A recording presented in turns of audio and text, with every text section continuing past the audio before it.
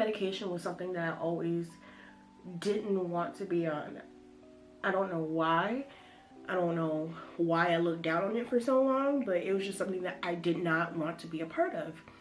And look at me, drugged the fuck up. Hey Furies, welcome back to my YouTube channel. It's your girl, no Fury. And why do I feel so awkward in front of the camera today? Yeah, this is different. I guess it's because of the topic that we're talking about. Maybe that's what it could be. In today's video, we are going to be talking about mental illness, anxiety, depression, how to combat it, and all that good stuff. So yeah, that's probably why I feel like this. If this is your first time here, welcome. Here we love all things beauty, makeup related, and all that junk. If this isn't your first time here, welcome back. Feel free to subscribe to the Fury fam. I would love to have you, and let's get into the video. So to ease the anxiety that I'm feeling, I'm going to be doing my makeup while I talk about this. Like I feel like I'm getting naked on camera or something. Like alright, so I'm gonna start with my eyebrows per usual. I think I'm gonna use this new Charlotte Tilbury product. I want the little minimalistic brow look, you know what I'm saying? Let's talk about anxiety. What is anxiety? Let me pull up the actual definition for you guys. Okay, so the definition of anxiety is a feeling of worry, nervousness, or unease, typically about an imminent event or something with an uncertain outcome. So under the psychiatry portion, it says a nervous disorder characterized by a state of excessive uneasiness and apprehension, typically with compulsive behavior or panic attacks. Okay, so the first question that I put down for myself, I write questions just so I don't wander all over the place.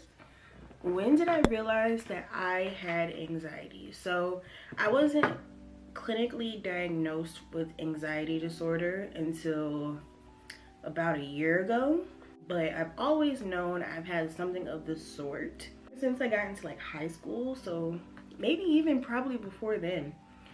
But I always just knew something was, I'm not going to say not okay, but I've always felt a sense of worry. So growing up, my mother, now that I'm older, I can definitely tell that my mom had anxiety. If you are Black or you grew up in an old-fashioned household, Black people tend to call it anxiety having bad nerves, and it's not bad nerves, it's anxiety. It's definitely anxiety. A lot of people say, you know, anxiety and depression and stuff, we're born with it. And that may be true, but I feel like those around us could also not put it into us, but somewhat amplify it. So growing up with my mother having undiagnosed anxiety, all her fears she instilled into me. And there's a lot of things to this day that I'm still struggling with, like normal, common things that I just can't do out of a random fear that I never knew I had because my mother had it. So for example, I have driving anxiety, severe driving anxiety. Everyone close to me knows about this. My husband knows, my friends know, and it's really, really hard to make friends with that. I'm not gonna go too much into detail, but it's just one of those situations where I feel like it's something that shouldn't be that big of a deal. But that's just one of the many things that, why can't I take my phone off? Like, who is blowing me up? That's just one of the many things that I have going on in my life that I feel like was learned. The whole high school portion though, I feel like it came from a mixture of being bullied, coming home to a chaotic setting, not bashing my parents at all, but it was chaotic. I had a chaotic childhood. So I feel like, you know, that's what really like amplified my anxiety. And then the icing on the cake was when I moved to California. This is my first time moving on my own, my first time going to a brand new state, living on my own. I think my anxiety just popped out full force. So obviously I'm not knowing what's going on. I'm like, what the fuck is this? So that's when I go to the doctor and they diagnose me with I don't know if it's called high functioning anxiety or what, but I am on medication for it. No, I'm piggybacking off of my last answer, but the next question I have down is growing up with it, question mark. Growing up with it was so hard, you guys. Especially, it's like with depression as well. I'm mainly talking about anxiety in this video, but through in depression with that as well. It's so hard growing up with a mental illness and you don't know what it is. I feel like it's so dangerous in the Black community growing up with these, you know, mental illnesses that are undiagnosed and we think everything is just normal, fine, and we're supposed to be that way. It's so dangerous. I've lost so many friendships from lashing out, from, you know, not wanting to go out, like just so much. And now that I'm older, it makes so much sense. So much sense. And I just wish that I would have known when I was younger, you know, I could have started treating this at a younger age. But, you know, I'm not mad. I'm thankful that we have the necessities to conquer what I'm going through. I'm still in the midst of trying to find a therapist. Like out here, it's really hard to find one. I kind of like this. I kind of like this brow. This soap brow is giving me life. Growing up with it was very hard, from making friends to being social. I was a very introverted kid, introverted teen. I stuck to myself a lot, and I'm still that way. But when I was younger, I feel like now looking back, it was a little bit more toxic towards myself. I spent a lot of time with myself. And me and my friend, we talk about this from time to time. Shout out to Isaiah. When you spend a lot of time with yourself, you get to know yourself better than anyone. And I feel like that is so important. I feel like there's a lot of people out here that are trying to find themselves in other people, and that's why they can't stand to be alone. You get those people that hop from person to person. They don't know how to be alone. So I feel like it's really important to know yourself, and I really started knowing myself as a person at a very young age. So that was like a catch-22 for me. But the isolation that I put myself through was insane. And my mother, not knowing what I was going through, took it as me being antisocial, being rude, being like a stereotypical teenager, just, you know, being disrespectful, being rude, not wanting to talk. And that wasn't the case at all. I just was anxious. Okay, so the next thing that I have written down, what do I deal with exactly? What do people with anxiety deal with exactly? Because anxiety can come off a multiple amount of different ways. And, you know, there are some people that are like, you know, I'm anxious. Like, that's like a normal term. I feel like being clinically diagnosed with anxiety and then just being occasionally anxious are two different things. Because feeling that way for a little period is like, that's human nature. It happens. It's instilled in us, you know, from when we were born. But being clinically diagnosed with it is that feeling 24/7, all the time. It never turns off. Brain always running. So I wrote down some symptoms for you guys, and this is mainly what applies to me. It could be different for others. Hyper-awareness. Hyper-awareness to me is like literally being aware of every single thing. And, you know, it sounds like a good thing, but it's really not. It's very annoying sometimes, because it's like you notice when not only yourself makes mistakes, but other people. And you notice the littlest things that people wouldn't even think about. Like, I'm talking about the littlest things. And I honestly believe that I do have a bit of OCD as well. That's something I'm not going to go fully into because I don't know too much about it, but I do have some symptoms of OCD. Specific things have to be a certain way or else my whole vibe is just thrown off. I feel uncomfortable. That's as far as I'm gonna get into that. But hyper awareness, being aware of every single little thing. Depressive episodes. So I have depressive episodes, which falls in line with anxiety and depression, honestly. But when I have my depressive episodes, I get really anxious and I can't calm down, and it's just like I can't do anything. And it literally sometimes makes me feel like I want to throw up and it sucks. But you know, since being on medication, they have calmed down a lot. I used to have them so much more before we moved to California, but they have calmed down so much, and I am so happy that they did. And I'm proud of myself too. Being on medication was something that I always didn't want to be on. I don't know why. I don't know why I looked down on it for so long, but it was just something that I did not want to be a part of. And look at me, drugged the fuck up. Have constantly being on edge. So that's something that's like, it's kind of hard to explain. It's like you're prepared for bad things to happen. Even though they haven't happened, or they may not even happen at all, you're always prepared. So it's like, you're always super antsy, super, not even high energy, just can't relax, shit like that.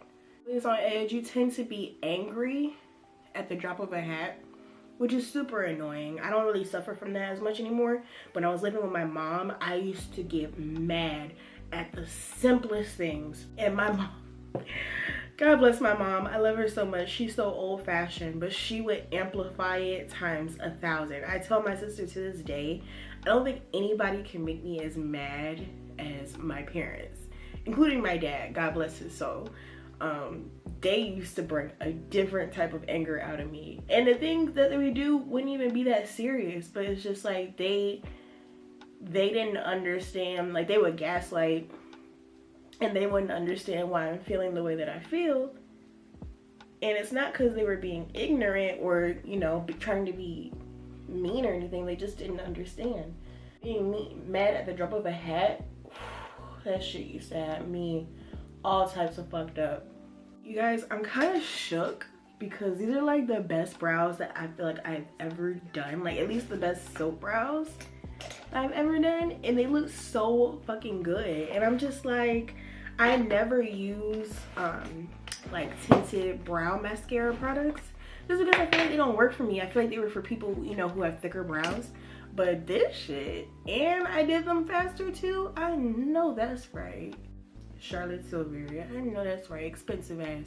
Afraid of new things. Now, this is something that I still suffer with so much, and I feel like this is a big thing with people who have anxiety of any type. Trying new things can literally, if you have a bad experience from doing something new, that can fuck people up who have anxiety. So for example, for you guys, this is gonna sound so crazy, but it's real. So a couple of years ago, I had a seafood reaction. Never been allergic to seafood like that. Like, I used to like get a little tingle in my lips whenever I would eat seafood, like shrimp or whatever, but I would just pop a Benadryl and, you know, I'd be straight.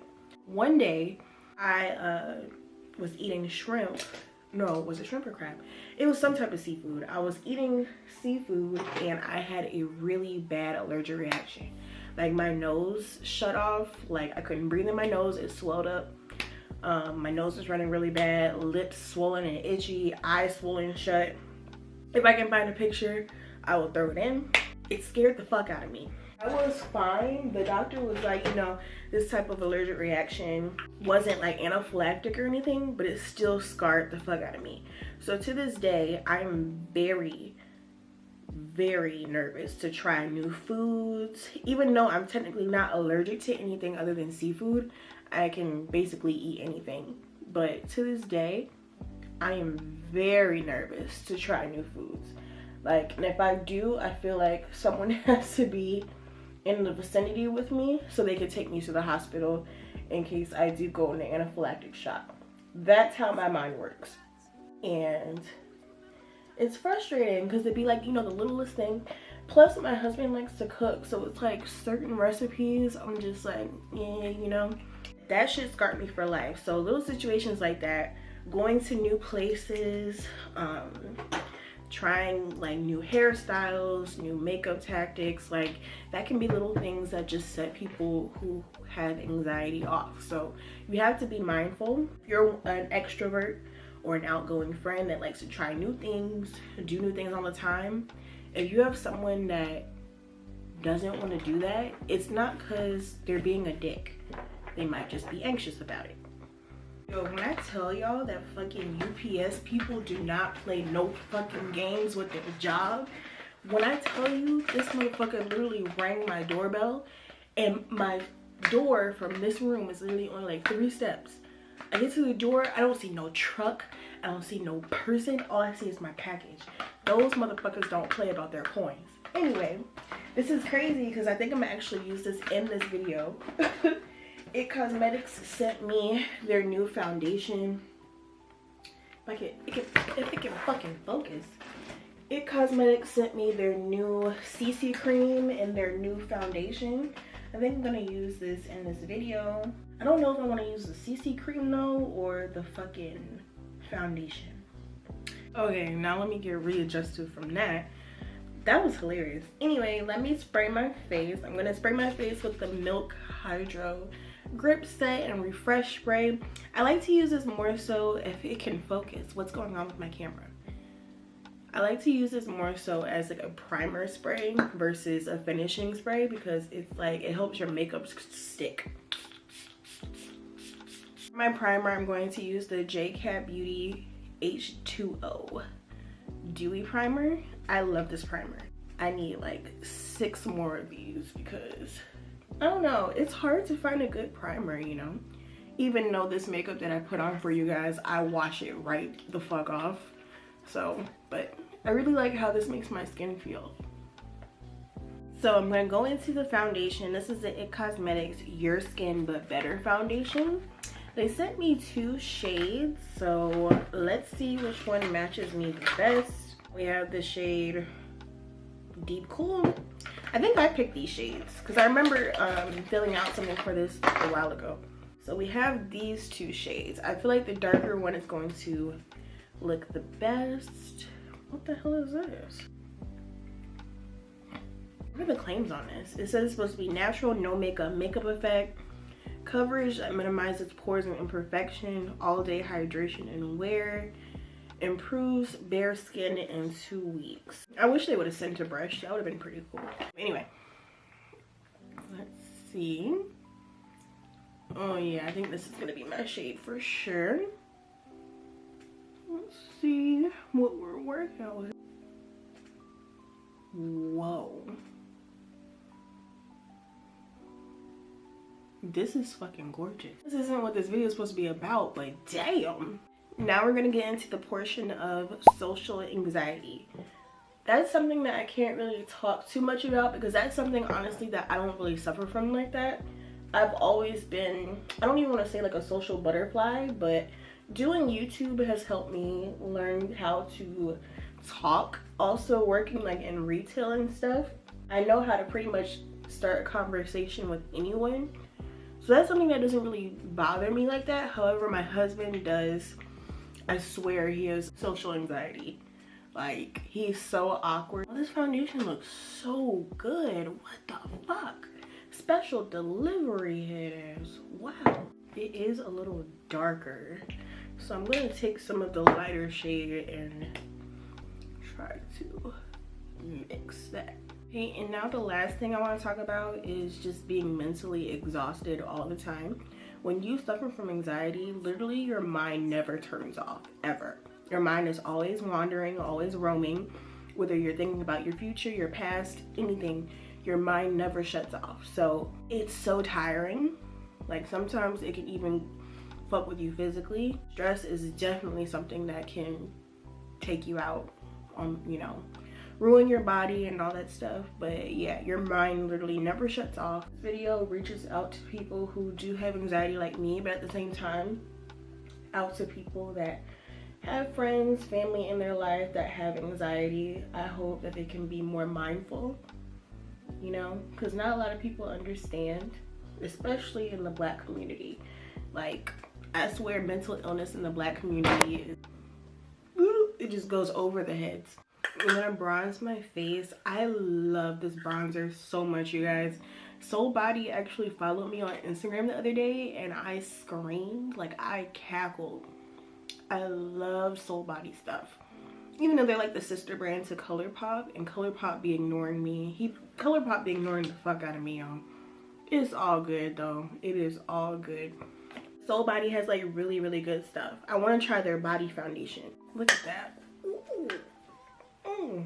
I also want to try this new blush by the Beauty Crop, you guys. So Beauty Crop sent me these Juice Pot blushes and they're hella cute, and I'm actually surprised that they have colors that I feel like will actually show up on me.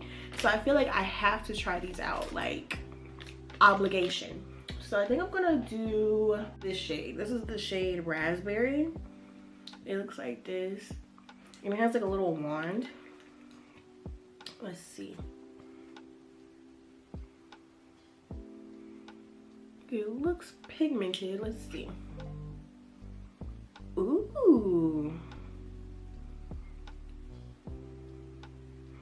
That's so pretty. What? Wow. I know that's right. And okay, Beauty Crop, I know that's right. Now let's talk about medication. I'm not gonna go too deep into medication because it's definitely not a one size fits all. It definitely takes time to find your perfect match, for sure. It took me like 2 tries. The first medication that they put me on was Cymbalta, and that one was not it, you guys. The moment I took it, I knew it was not for me. I literally felt like a zombie. Like I had so much. It was just hella spacey up here. It was crazy. Even my husband noticed. I was like, yeah, nah, I can't take this. So after that, they put me on Zoloft, which was really, really good. I'm still on it. Only thing is, I needed a little bit more of something. Plus, Zoloft was making me gain hella weight. Zoloft can either do one or the other. It can make you gain hella weight or it can make you lose hella weight. So to combat that, like to balance it out, they put me on Wellbutrin. So I'm on a Wellbutrin Zoloft combo, and it is literally amazing. Okay, like it's not, I'm not saying it's cured all my problems, but it definitely has helped a lot, and I am so thankful. There are different medications out there for everyone. Not every single one would work for you. Like I'm saying, not my Zoloft Wellbutrin combo may not work for you, but Cymbalta may work for you. You know, it's different for everyone. So definitely taking the time to figure out what is best for you, what you feel comfortable with, all that good stuff is very important. Talking with your doctor, researching side effects. I researched my own side effects because I feel like doctors, they just be throwing shit at you just to see if it works. I researched my side effects.